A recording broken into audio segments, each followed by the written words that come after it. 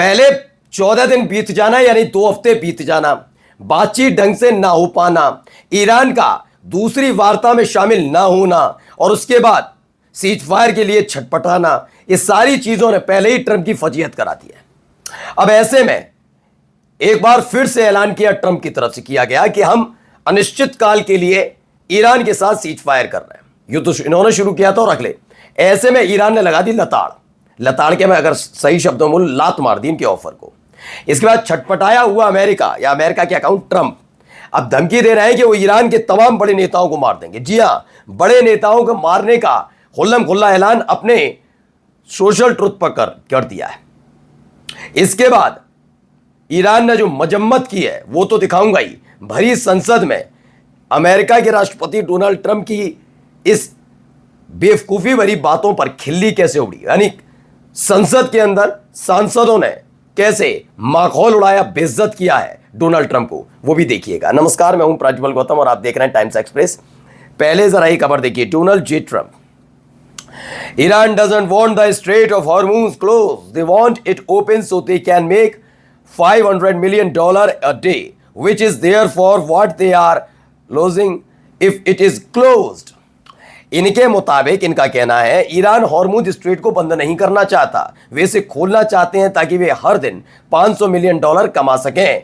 इसलिए अगर ये बंद हो जाता है तो उन्हें इतना ही नुकसान होगा। वे सिर्फ इसलिए कह रहे हैं कि वे इसे बंद करना चाहते हैं क्योंकि मैंने इसे पूरी तरह ब्लॉक कर दिया। हमने आपको एक खबर दिखाई थी, जिस जगह अमेरिका के युद्धपोत तैनात है वहां से चीन का खुद ईरान के 25 अब तक जहाज आ चुके हैं।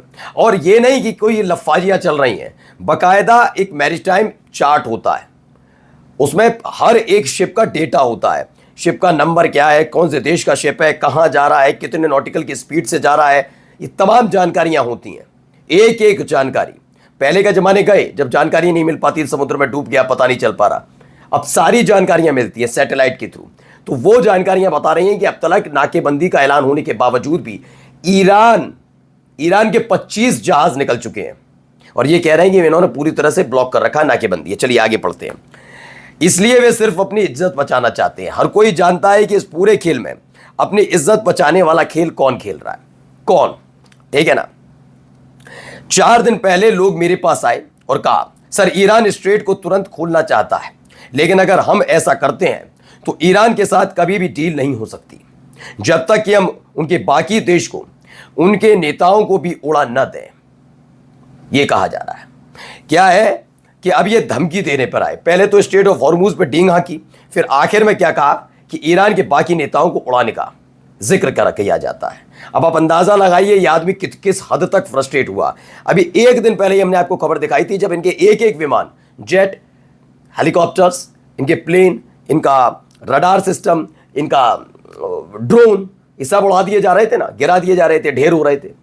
तब ये आदमी इतना पागल हो गया कि व्हाइट हाउस के अंदर अधिकारियों पर चिल्ला रहे थे और कह रहे थे परमाणु अटैक कर दो, न्यूक्लियर अटैक कर दो। ऐसे ही देखिए यही काम इस आदमी पे, इसके अलावा कुछ आता ही नहीं धमकी देने के अलावा। यहां देखिए, वहां वो धमकी दे रहे हैं, यहां पर देखो ईरान के लोग कर क्या रहे हैं, जरा देखिए।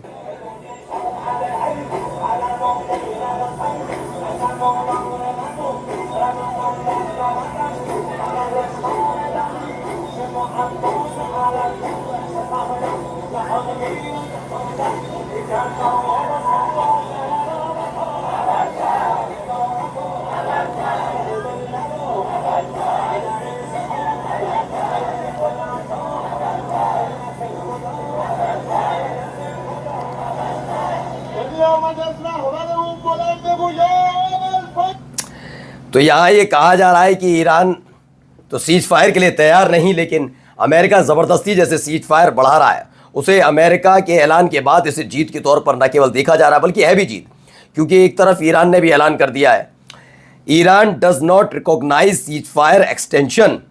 ईरान की IRIB, उन्होंने कहा Iran does not recognise the extension of the ceasefire and it may or may not abide by it.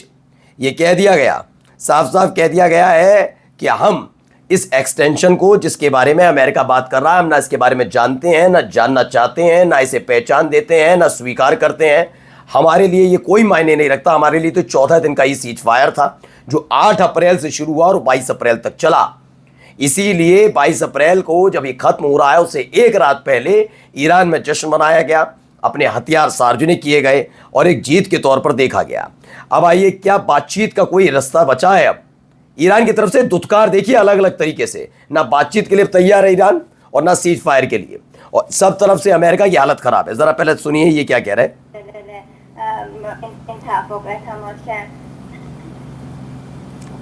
چیکار کرد؟ اعتماد.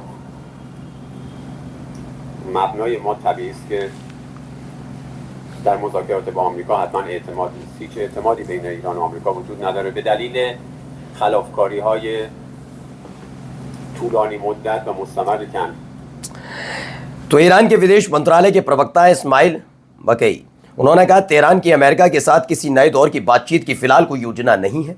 अगर अमेरिका अपनी टीम इस्लामाबाद भेजता है तो वो उनका खुद का मामला है और उनके लिए चिंता का विषय है, इससे हमारा कोई लेना देना नहीं, ये क्लियर कर दिया। अब भरी संसद के अंदर ट्रंप की हरकतों का कैसे माहौल उड़ता है, कैसे बेइज्जती होती है, ज़रा इसको देखिए। हंसे जा रहे हैं, क्यों हरकत है, ये क्यों हंसे जा रहे हैं बताता हूँ अभी।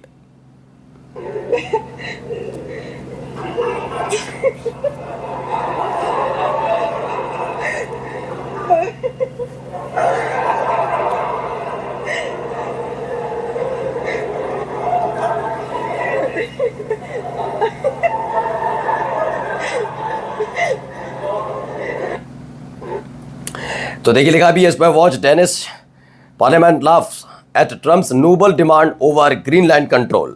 दरअसल ये है, इसमें इसलिए हंसी उड़ाई जा रही है, डेनमार्क की संसद है, उस समय हंसी यहाँ पर माहौल बन गया जब ट्रंप ने एक बात सामने आई कि ट्रंप ने एक चिट्ठी लिखी चीन और रूस को, और चीन और रूस से ग्रीनलैंड की रक्षा करने के लिए नोबल शांति पुरस्कार प्राप्त करने की मांग की है कि मुझे नोबल का शांति पुरस्कार दीजिए, मैं कितना अच्छा आदमी हूँ, ग्रीनलैंड का जिक्र कर दिया।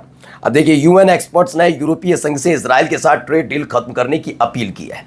इससे पहले भी हमने आपको दिखाया ईयू के माफ़ी चाहूँगा, यूरोपीय यूनियन के जो सदस्य देश हैं वो चाहते हैं कि हर तरह की ट्रीटी खत्म हो। खासतौर पर 3 देश मोर्चा खोलकर बैठे, आयरलैंड उसमें जिक्र है, उसमें स्पेन का जिक्र है, स्लोवेनिया का जिक्र है, तीनों का जिक्र है। और तीनों में तो तीनों का ये जो जिक्र है, ये कह रहे हैं कि ईयू की एक मीटिंग बुलाए और हर तरह की ट्रीटी इजराइल के साथ खत्म कर दी जाए, किसी भी तरह की कोई भी ट्रीटी उसके साथ ना हो। और ये देखिए, Hezbollah is officially decided it will respond to all Israeli cease fire violation and to not allow the post 2024 situation to continue. ये बात कही जा रही है कि वायलेशन की बात हो रही है, इजरायली सीज फायर वायलेशन है। उन्होंने कहा कि अब ये वायलेशन वो करते रहे, लेकिन इस बार हम करेंगे और हम अब माकूल जवाब देंगे, क्योंकि 2024 के बाद जिस तरह सीज फायर करने के बाद इजराइल ने लगातार लेबनान पर अटैक किए, लेबनान की जनता पर हमले किए, लेबनान की जनता की जान ली, हम वैसे हालात दोबारा बनने नहीं देंगे। नमस्कार।